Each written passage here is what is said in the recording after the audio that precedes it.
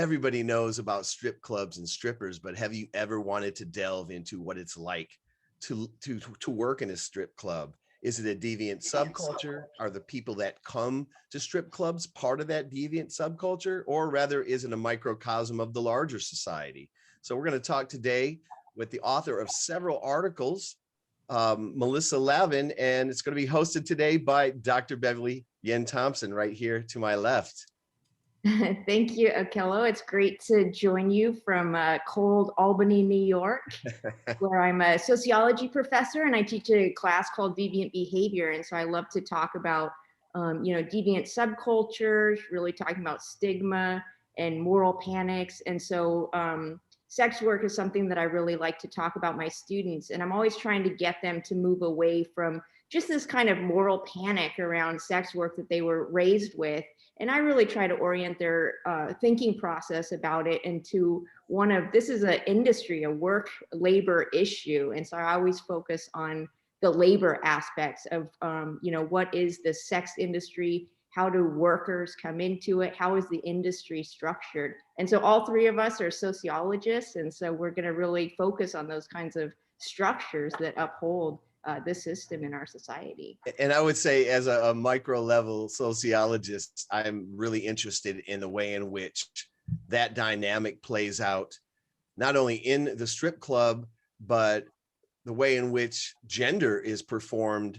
And then that whatever happens in the strip club is that kind of behavior taken outside of the strip club. Is this part of, toxic masculinity, if you will? Well, it's great to have Melissa Lavin with us today, and she is a sociology researcher and ethnographer, but also, really focuses on the concept of symbolic interaction. And so just like you're saying, Akello, she really focuses on her work on this kind of micro interaction between people. So Melissa, if you want to just kind of introduce yourself and, where do you teach? What do you teach? And what kind of research do you do in general? Yes, so thank you, Beverly, for having me today, Akello. I am an associate professor of sociology in the criminal justice program at State University of New York, College at Oneonta. I am a symbolic interactionist. I am an ethnographer. My original research for my dissertation was on strippers specifically, and I wrote 3 articles out of my dissertation. One in 2013 in deviant behavior, one in 2014 in humanity and society, and one final one in 2017, again in deviant behavior, looking at different aspects of the stripper experience and the strip club experience, emphasizing drugs. Wanted to ask you just some framing, like some contextual thing, like first of all, like what, time period did you do your work? What geographic part of the country? And so on. Yeah, so I have worked in and been around strip clubs since 1998 initially, from 1998 to 2001, and then started my graduate degree in 2006, studying strip clubs again from 2006 to 2011 actively, like data collection and analysis going on, really 2006 to 2010 probably. In multiple areas of the country. First, the Mountain West, in a probably upper middle class college town, and then moving over to the post-industrial Northeast in a small city near a college town. So looking at this industry across at least a decade in multiple areas of the country, and quite different kinds of establishments, like in terms of, the workers as well as the clientele, in terms of things like race and class. So do you want to tell us a little about just the process of getting into this space, making those connections, and then how you organized your work? Was it like observation or interviews, or how did that take place? Yeah, so initially how I got into the space, like I get into any space, trial by fire. You just, you go in and you fake it till you make it, when in Rome, do as the Romans, and, begin to engage participant observation. If you could talk about like the ethnographic challenges of being a participant, observer, that's like, you're taking notes and there's a lot of dual identities that are happening. And I think that's different than someone sitting casually observing and taking notes, right? But being immersed in that and then still having to document that, I mean, do you write on the notebook paper? Do you do voice recordings? Yeah, this is all very rudimentary, very sort of pre-technological at this point, like in terms of like how I was going about this. So, being in the setting for, at least like 6 to 8 hours at a clip, of course, over time, these experiences imprint and, you sort of get a sense, these things sort of happen the same over and over. But at first I'm doing a lot of like jotting notes on cocktail napkins and like, bathroom stalls and, dressing room areas, jotting notes on napkins and, kind of throwing them in a duffel bag. And then, most of the time, having the discipline later, like within 48 hours from, having like, maybe 10 or 12 cocktail napkins, getting them home, organizing them, and then being able to, at that point, expand into, to create like, dozens of pages of field notes. The burning question that I had was, the reason for your research, obviously it's for your dissertation, but ultimately is it about bringing awareness about this space? Is it about advocacy? Is it about vindication, or is it all of the above? I'm sure it's some amount. That's a great question. It's some amount of all of the above. But I of course understand that not all ethnographers have to sort of learn what they live and live what they learn.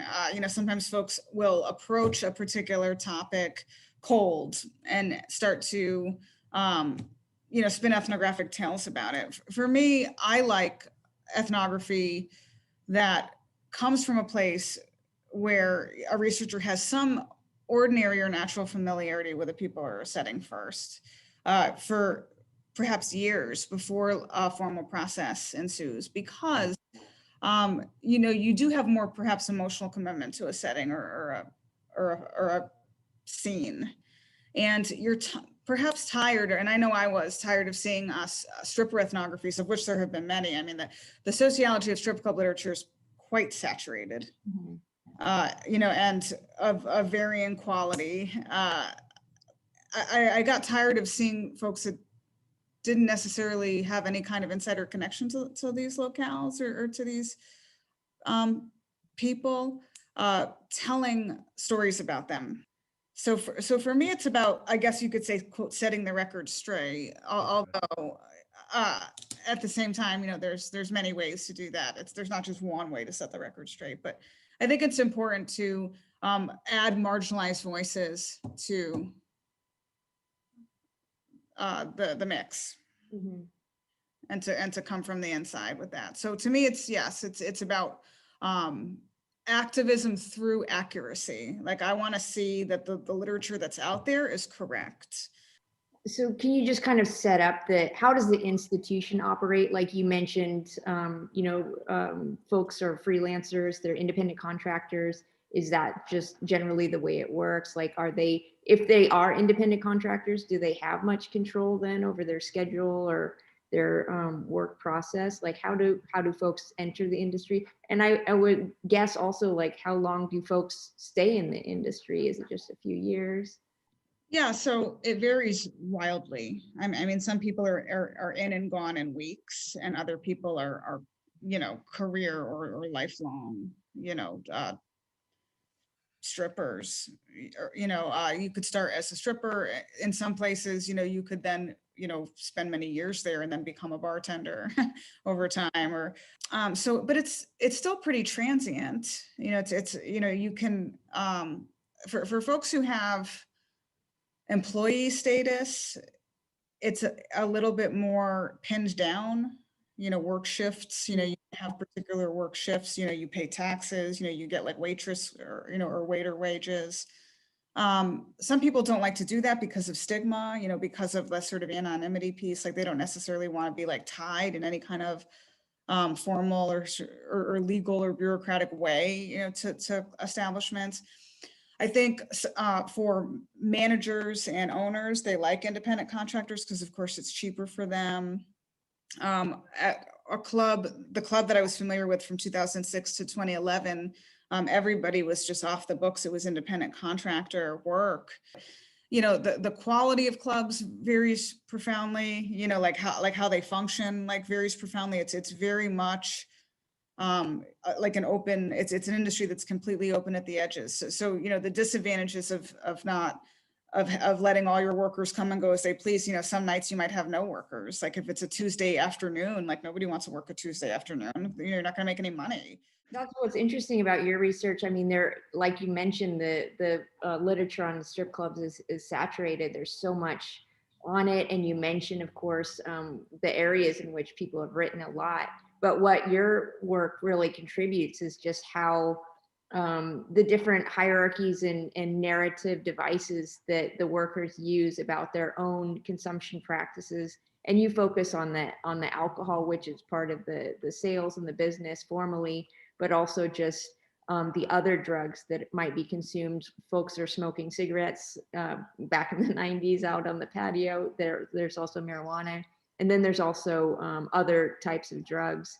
And then just the ways in which they say, make a distinction between this is acceptable and this is not, and the reasons why. And so how are, of course, alcohol, we could start with that because that's part of the industry. And you're saying that, alcohol sales are a huge, huge part of this industry.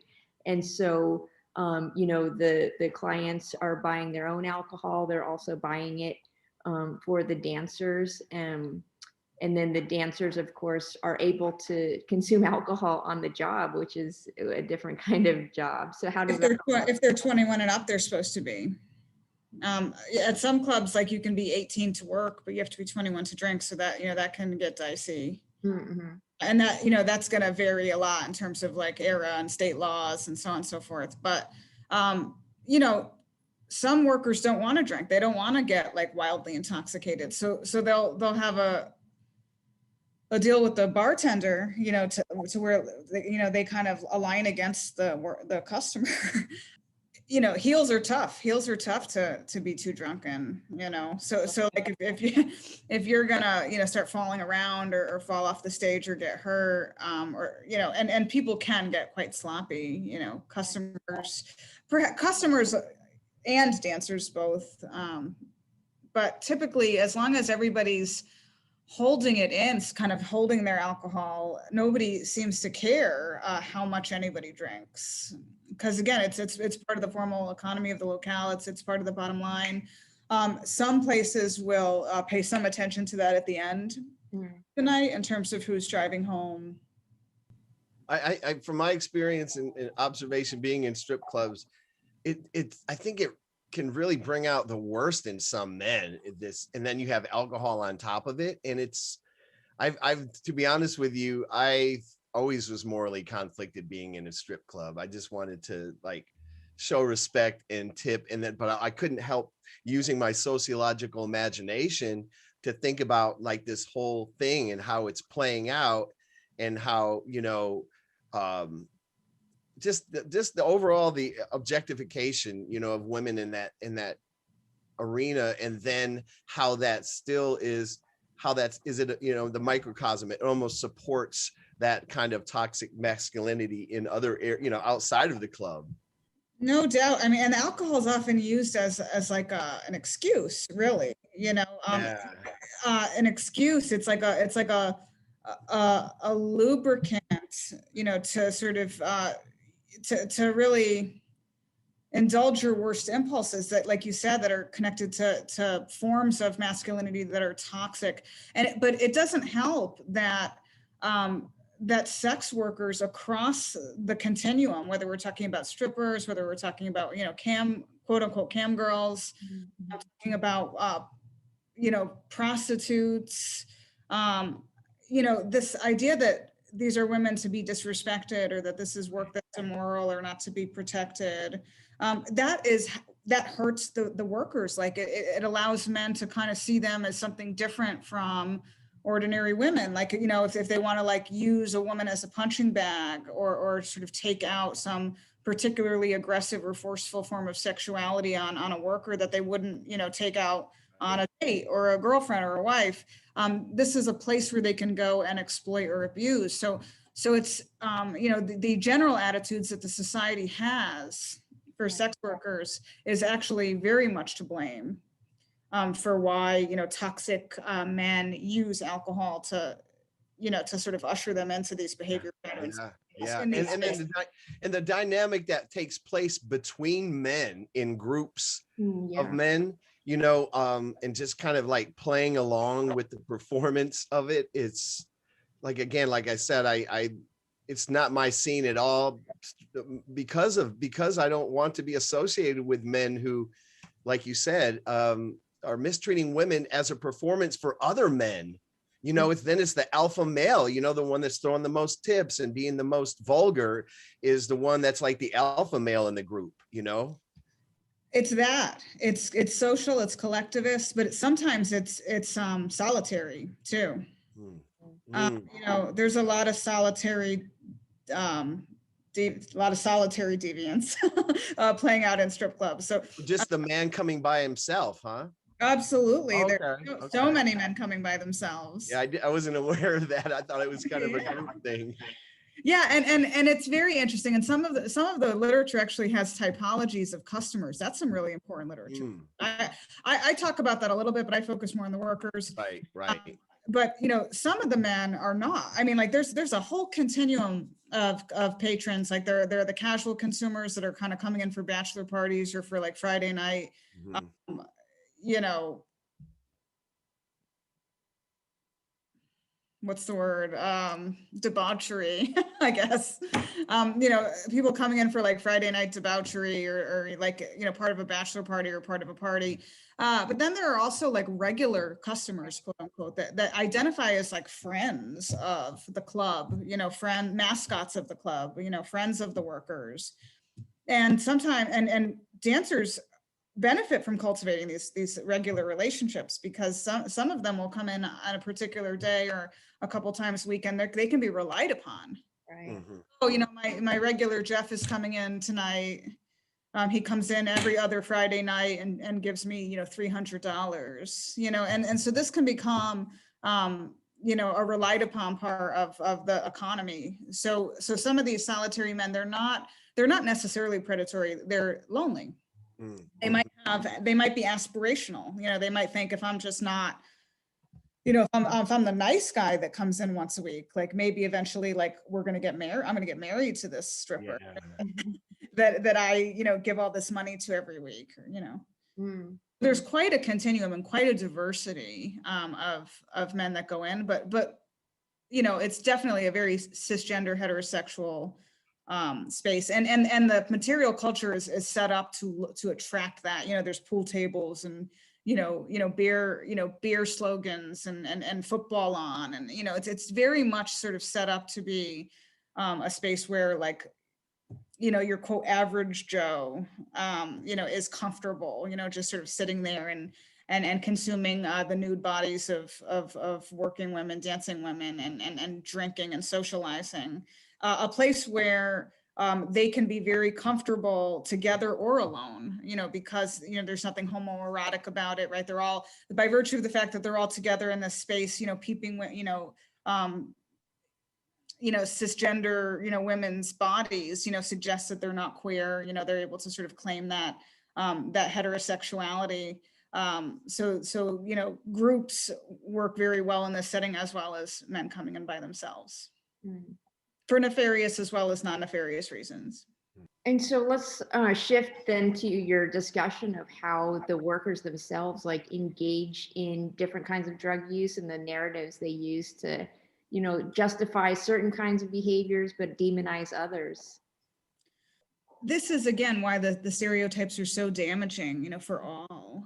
You know, these mainstream narratives, these media images, these tropes, you know, we internalize them and then we wield them. So the same kind of drug use that's considered, you know, highly stigmatized outside of sex worker populations is considered, highly stigmatized between and among populations, like, strippers and other sex workers. So, less stigmatized forms of drug use, like smoking pot, that was actually done outside. So this, by 2006, when I was looking at the club in the post-industrial Northeast, the couple of clubs in the post-industrial Northeast, there were smoking lounges outside, and at least as commonly as smoking cigarettes, people were smoking pot. Mm.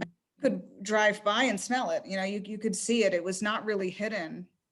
But more stigmatized forms of drug use, like, snorting cocaine or shooting heroin, would be done in private spaces with closed doors, and particular drugs would only be shared with known others.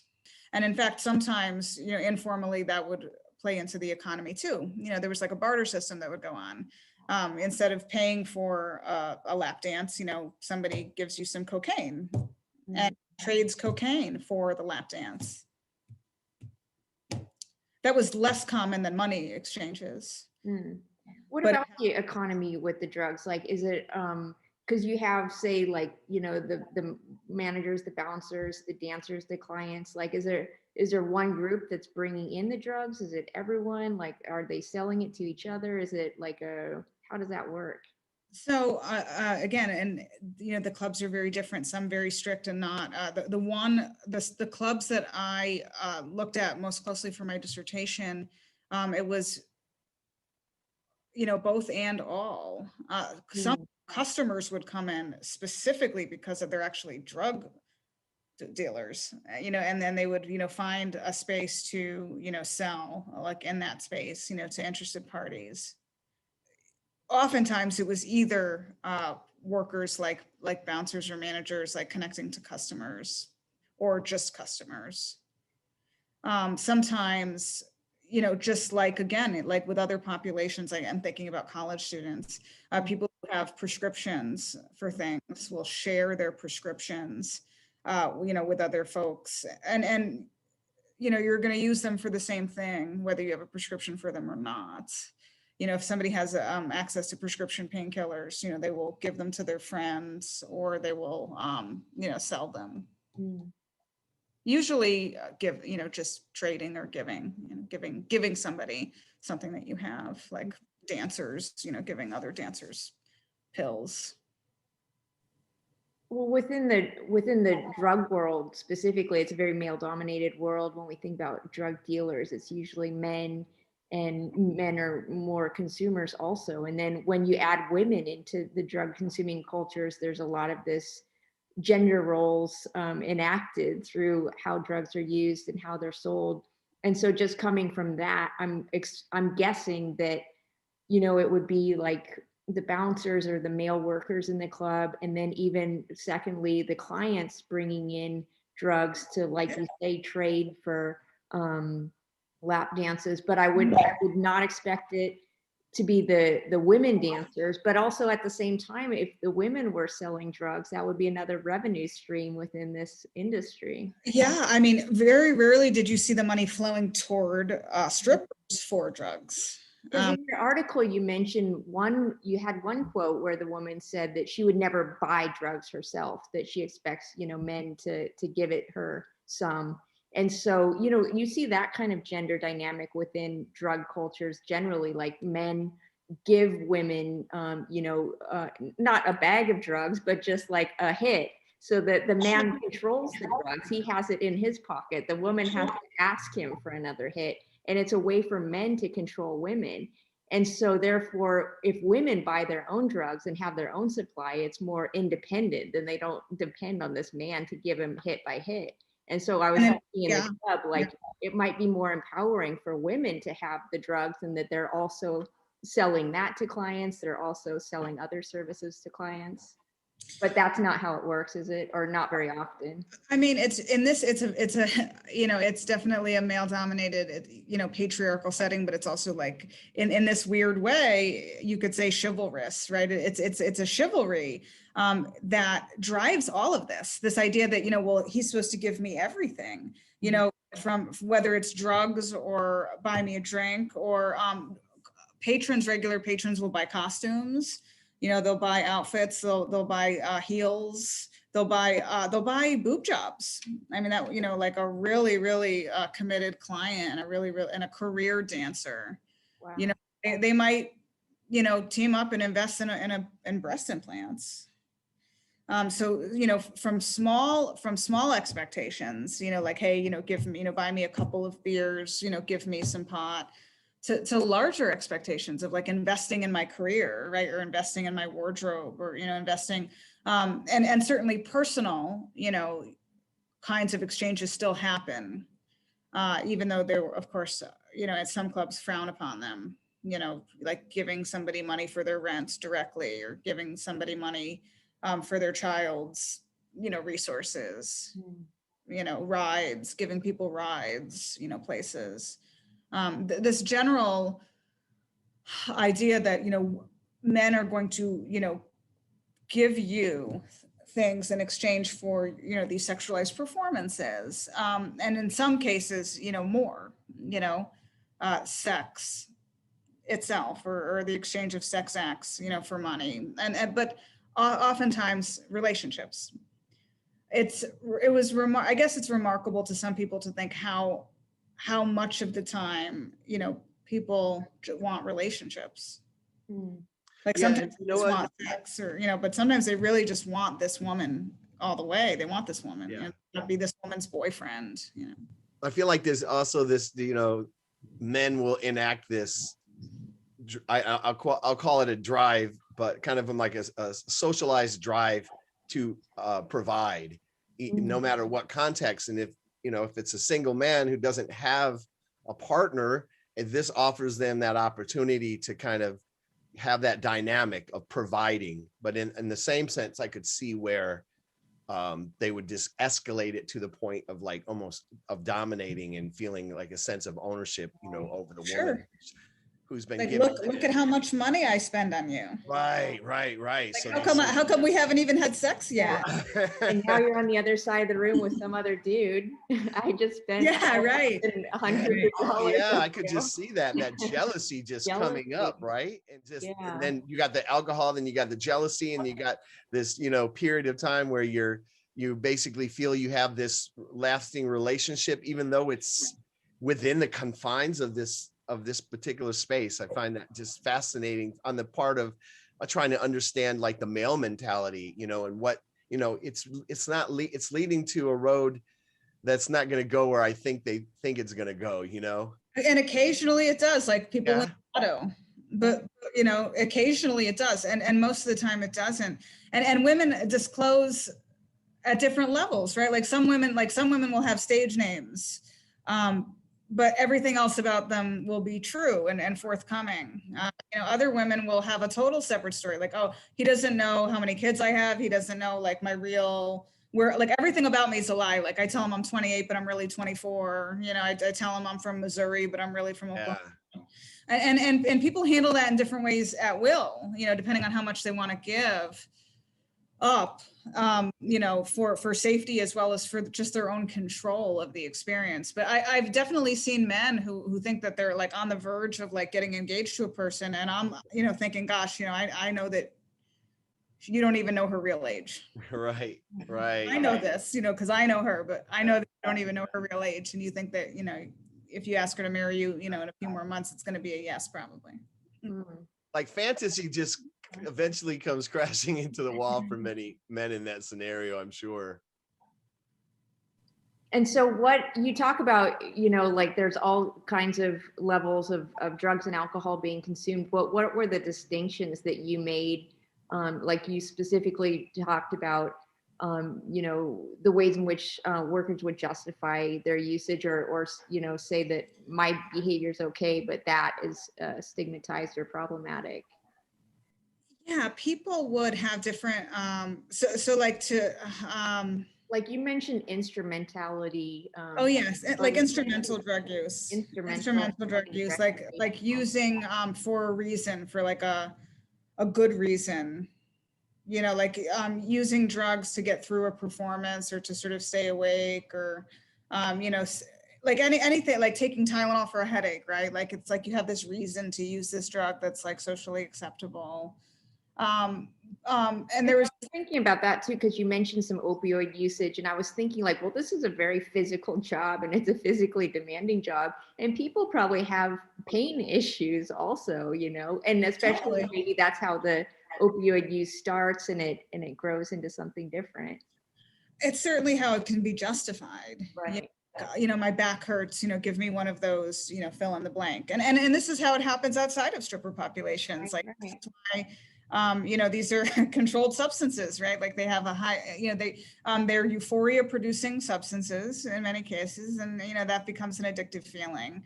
But there's also these norms of moderation that you find in ordinary society that came up a lot. These norms of moderation that you find in ordinary society, like quote unquote ordinary society outside of strip clubs, right? Non-stigmatized society, I guess I should say. You know, that, you know, those attitudes are also present inside of strip clubs. If you're an addict and you're doing this job because you're an addict, and this is, you know, what you're doing with your money, that's not okay. Whereas if you're just sort of using, you know, socially, you know, these are the same attitudes that, you know, we hear folks outside of strip clubs, you know, talk about, you know, drinking alone as being not acceptable, or drinking in the morning as not being acceptable, but drinking, you know, with dinner, you know, a glass or two of wine with dinner is respectable or acceptable. You know, they move the goalposts a little bit because it's just such a drug saturated space, you know, compared to some others. So there might not be, you know, the abstinence norms, you know, around something like, you know, cocaine, like the way you would have like pure abstinence norms about that in other subcultures or contexts. But there are still these norms of moderation and this judgment, like connected to like reasoning, like why you're using drugs, or why you're using a particular drug. And some women would use strategic abstinence too, you know, because they didn't want, like some women, occasionally women would report like, you know, getting intoxicated at home, but never doing it at work, you know, like that, where they were bigger sort of drinkers or drug users outside of the space. Oh, I had a question about, you know, just how sociologists would use the term stigma management. And so outside of the club, how are the dancers talking about their work? Or I imagine a lot of the dancers have children, you know, they're probably mothers. And maybe this is a great career for, you know, having a really flexible schedule where you can manage things like childcare, or just other stuff going on in your life and your caretaking roles. So, and then there's stigma management within the club, but also just in different levels of their outside life and interacting with friends or acquaintances or family, or probably they also work other jobs too. I mean, this might be more of a part-time job and they're working other jobs. And this was super relevant when you look at like strippers, like across these sort of social class brackets. And other researchers have talked about like stripper typologies, like, you know, there's the career dancer, the sort of lifetime dancer. And then there's the, I'm just working, you know, the stereotype, I'm just working my way through college, you know, dancer, you know, the sort of temporary dancer, you know, has more status than a permanent dancer because she's just sort of on her way somewhere, you know. So some of that plays in, and also with stigma management, you know, too, like what kind of family do you come from? Like, do you come from a middle class or an upper middle class family? Like, would you have to hide like a sex worker role or identity from your parents, like, or not, because you don't have parents? You know, so things like, you know, social class came up a lot in terms of how much stigma management was being enacted. Like, who can know, like, how stigmatizing is this role or identity really? You know, who you disclose it to, who you don't. Were there any workers who like also did digital or internet based stripping, you know, that kind of thing? Since, you know, is there anybody that revealed that they did that as well? Maybe this time period is right before that kind of transition. Okay, so it wasn't you ended in 2011 or so. Okay. With your yeah, that's a long time ago now. Really, it seems like yesterday, right? 2011, but no, yeah, so many changes. So now it's become virtual. Like a lot of it's become virtual. A lot of it's become like they're Insta girls and like, Yeah, this whole camming industry. cam girls. Yeah. There's actually even a great horror movie that came out called, I think it's called Cam, C-A-M. Me and my inferiority contest. It's like any other influencer. If you think about all of the YouTube influencers out there, there are definitely like, like sex worker and like and stripper and porn actor, influencers now coming up certainly in 2021 but yes, Beverly's right, like by 2010, 2011, like this isn't really, of course we have the internet, we have email, we have social media, but this part, this sort of this influencer phenomenon, economic, these economic arrangements like via internet sex work, not quite as well developed. Yeah, but I feel like it's almost like when I think of the pandemic and people's, who are losing work because the nature of their work is to be in a space, a public space where people can no longer go. I'm sure that has negatively impacted, social distancing and masking is like the antithesis. Yes, it is. Yeah. To what happens in strip clubs and sort of maintaining these distances, social and physical. So probably it's not been good for business. No. But I imagine it's been great for virtual business. Yeah. I think it would give the worker a lot more control. They're getting all the money and, they're in the safety of their own home and they don't have to deal with the management or the clients, touching their bodies. But at the other hand, it's harder to come up with your own clients than at least the cloud provides the clients. And then there's the technological hurdles and then, just all those things of like, really doing it all yourself. I mean, there's obviously pluses and minuses to that. And how about you, Melissa? Do you have concluding thoughts or takeaways for what we should learn from your work? And this is for all of my work, I like to, and like many sociologists, shed a normalizing, quote unquote, light on, things that are stigmatized or marginalized or deviantized. And to show everyone really, how, these dominant cultural scripts, play out in these microcosmic spaces, and that it's all, there's, deviance is sort of a misnomer. Mm-hmm. It's not really that deviant, these norms and these values, they're dialects, if anything, they're cultural dialects. From what we find in the sort of mainstream canonized language and culture and norms and values. Dialects, I'd call it maybe like a cultural dialect, because again, you are like, if you're in a drug saturated space or a nightlife space, there's going to be, more flexibility about, which drugs you should use or if you should use drugs at all.